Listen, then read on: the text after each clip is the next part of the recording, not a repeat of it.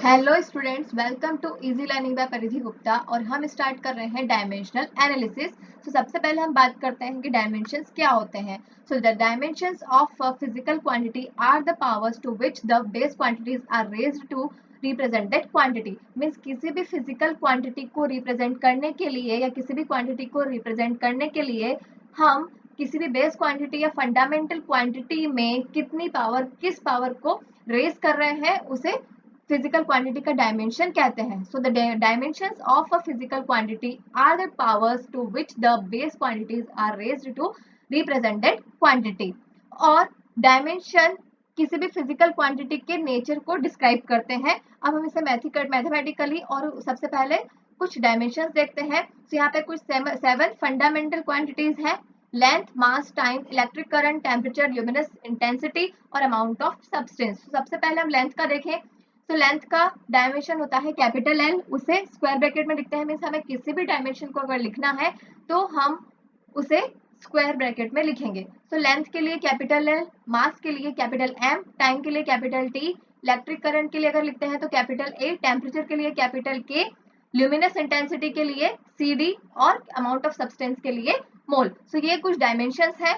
उसके बाद हम देखते हैं सबसे पहले डायमेंशंस को कैसे लिखते हैं, तो उसका हम मैथमेटिकली उसे देखते हैं। सबसे पहले वॉल्यूम। सो वॉल्यूम हमें बताया कि मीटर क्यूब होता है। सो जब भी हम इसे लिखेंगे तो कैसे लिखेंगे, L square bracket and cube. Means metre cube है तो यहाँ मीटर का डायमेंशन क्या हो गया, लेंथ का डायमेंशन होता है कैपिटल एल, तो ये हो जाएगा एल क्यूब और वो स्क्वायर ब्रैकेट में।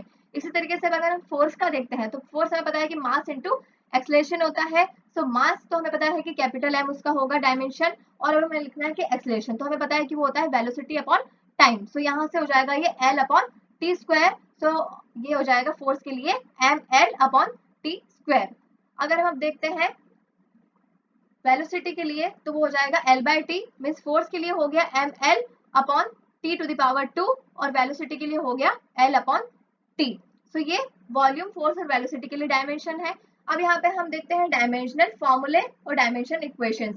सो यहाँ पे सबसे पहले हम डायमेंशनल फॉर्मूले देखते हैं। तो फोर्स के लिए अगर हम लिखना चाहें तो फोर्स के लिए जो होगा डायमेंशनल फॉर्मूला वो होगा M L T minus two. Volume के लिए अगर लिखते हैं तो यहाँ पे m और t का कोई डायमेंशन नहीं है। सो m0 and t0। So m0 l3 t0। Density के अगर देखते हैं तो हमें पता है कि वो मास अपॉन वॉल्यूम होता है। सो m l माइनस 3 t0। और वेलोसिटी के अगर लिखते हैं सो m0 l t माइनस 1। सो ये डायमेंशन फॉर्मूले हैं फोर्स, वॉल्यूम, डेंसिटी और वेलोसिटी के लिए। ओके, सब हम बात करते हैं डायमेंशनल एनालिसिस की। So the study of the relationship between physical quantities with the help of dimensions and units of measurement is termed as dimensional analysis. Means कि physical quantities और units of measurement के बीच में relationship को जब हम study करते हैं with the help of dimensions तो उसे हम कहते हैं dimensional analysis. ओके, सो अब हम यहाँ पे dimensional consistency check करेंगे equations की।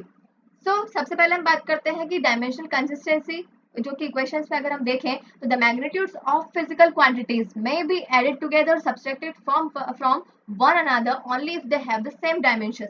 मींस कि हमें अगर किसी भी फिजिकल क्वांटिटीज, कोई दो फिजिकल क्वांटिटी, और अगर हमें उन्हें ऐड या सब्सट्रैक्ट करना है तो वो कब हो सकते हैं, जब उन दोनों के डायमेंशन सेम हो। अगर दोनों के डायमेंशन सेम नहीं होंगे तो हम उन दोनों को ऐड या सब्ट्रैक्ट नहीं कर सकते हैं। जैसे कि हम अगर बात करें वेलोसिटी और फोर्स की, तो अगर हमें वेलोसिटी और फोर्स को ऐड करना है तो हम नहीं कर सकते क्योंकि उन दोनों के डायमेंशन अलग अलग हैं। इसी तरीके से यहाँ पे कुछ और एग्जांपल्स भी हैं, इलेक्ट्रिक करंट और थर्मोडायनेमिक टेम्परेचर के बीच में। तो वहां पे भी हम सब्ट्रैक्ट नहीं कर सकते बिकॉज ऑफ दोनों के डायमेंशन अलग अलग हैं। यहाँ पे जो हमें यहाँ पे मतलब दोनों के फिजिकल क्वांटिटीज के डायमेंशन सिमिलर होने चाहिए। यहाँ पे जो हमारा प्रिंसिपल वर्क कर रहा है वो है the simple principal called the principle of homogeneity of dimensions. Means यहाँ पे हम ये प्रिंसिपल यूज करते हैं।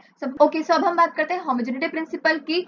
होमोजेनिटी प्रिंसिपल हमें ये बताता है कि किसी भी डायमेंशनल इक्वेशन की दोनों साइड्स इक्वल होनी चाहिए, उसके दोनों साइड्स के डायमेंशन सेम होने चाहिए। और ये प्रिंसिपल हमें हेल्पफुल होता है बिकॉज ये किसी भी एक यूनिट को दूसरे फॉर्म में कन्वर्ट कर सकता है, कन्वर्ट करने में हमें हेल्प करता है, इसलिए ये प्रिंसिपल बहुत हेल्पफुल होता है। अब हम यहाँ पे एक एग्जांपल देखते हैं। हमें इक्वेशन दी है s equal to U T plus half A T square. हमें ये देखना है कि वो इक्वेशन कितनी करेक्ट है। सो यहाँ पे S डिस्प्लेसमेंट के लिए है, U इनिशियल वेलोसिटी के लिए है, V फाइनल वेलोसिटी के लिए है, A एक्सेलरेशन के लिए और T टाइम के लिए है। सो सबसे पहले हम यहाँ लेफ्ट हैंड साइड की अगर बात करते हैं, LHS की बात करते हैं, तो LHS हमारा है यहाँ पे S और उसका डायमेंशन अगर हम देखते हैं तो S इक्वल टू होगा L1 M0 T0 because of यहाँ पे लेंथ ही यहाँ पे यूज आएगी, तो इसलिए वो हो जाएगा L1 M0 T0, ये होगी हमारी फर्स्ट इक्वेशन। अब हम बात करें अगर RHS की, तो RHS है UT plus half AT square. So अगर हम यहाँ पे डायमेंशन की बात करें तो इसे हम पहले कैसे लिख सकते हैं कि U स्क्वायर ब्रैकेट में T plus AT to the power 2।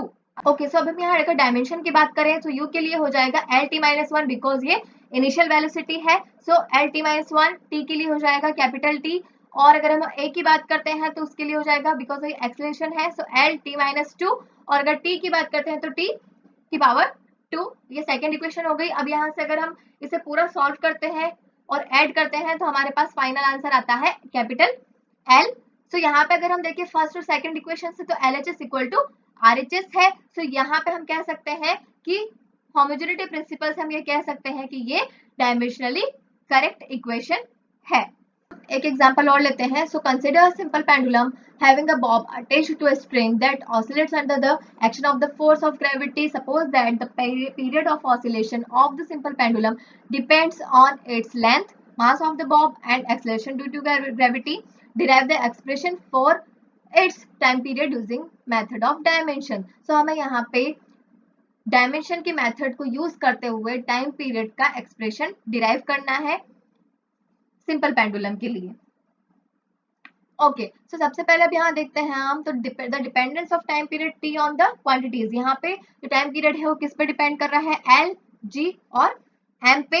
L for length, G for gravity and M is mass. Okay, so अब यहाँ हम कैसे लिख सकते हैं इसे, T equal to K L to the power X, G to the power Y and M to the power Z, जहाँ पे के एक डायमेंशनलेस कांस्टेंट है, जहाँ x, y और z एक्सपोनेंट्स हैं।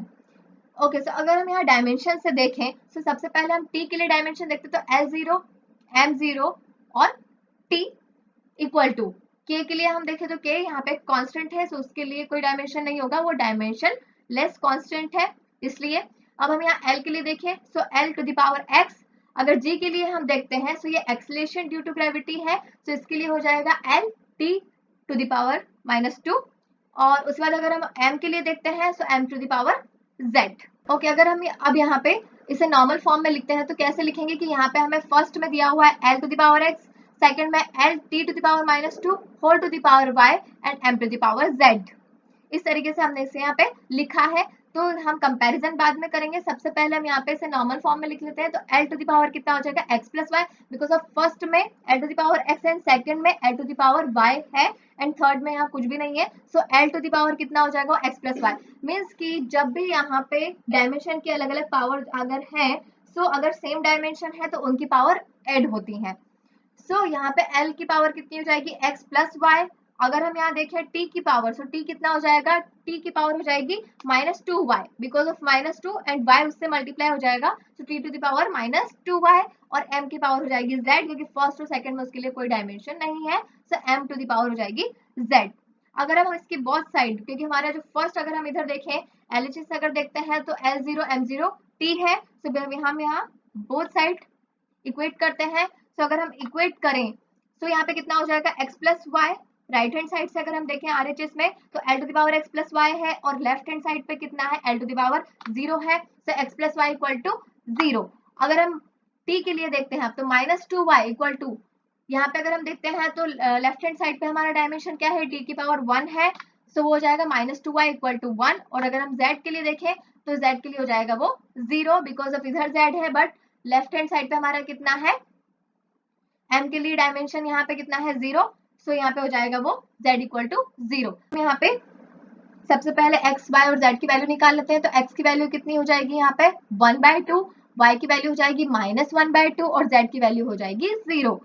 ओके, सो अब हम यहाँ पे जो हमारे पास फॉर्मूला था हमने लिखा था यहाँ पे t equal to k l to the power x, g to the power y और m to the power z। So यहाँ पे हम x, y, z की वैल्यूज पुट कर देंगे, सो कितना हो जाएगा t equal to k L to the power 1/2 और G टू द पावर -1/2 और T हमारे पास यहाँ कुछ है ही नहीं, वैसे भी उसका डायमेंशन 0 है, सो Z इक्वल टू हमारे पास है 0। अब यहाँ पे अगर हम बात करते हैं तो हो जाएगा कितना, T इक्वल टू K, और अगर हम इसे नॉर्मल फॉर्म में लिखे तो कितना हो जाएगा, √L/G। और यहाँ पे अगर हम देखें तो K इक्वल टू होता है 2 पाई, हमें पता है, सो T इक्वल टू कितना हो जाएगा, 2 पाई √L/G। सो हमारे पास T के लिए यहाँ पे डायमेंशन आ गया है, T के लिए हमारे पास ये फॉर्मूला हो गया है टाइम पीरियड के लिए 2 पाई √L/G, जो कि हमने डायमेंशनल मेथड से इसे निकाला है। अब हम यहाँ बात करते हैं डायमेंशनल एनालिसिस की एप्लीकेशंस की। सबसे पहली एप्लीकेशन इसकी है कि to check the consistency of a dimensional equation. किसी भी डायमेंशनल इक्वेशन की कंसिस्टेंसी को चेक करने के लिए डायमेंशनल एनालिसिस का यूज होता है। ये इसका एक एप्लीकेशन है। अगर हम सेकंड देखें तो to derive the relation between physical quantities in physical phenomena. Physical quantities के बीच में रिलेशन को डिराइव करता है। और to change units from one system to another, यहाँ पे हम यूनिट को चेंज कर सकते हैं वन सिस्टम से दूसरे सिस्टम में, या वन फॉर्म से दूसरे फॉर्म में हम चेंज कर सकते हैं। ओके, सो यहाँ हमारे लेक्चर यहीं खत्म होता है। Thank you. और यहाँ हमारे चैप्टर भी खत्म होता है। अगर आपको कोई भी डाउट है तो आप कमेंट सेक्शन में पूछ सकते हैं। Thank you.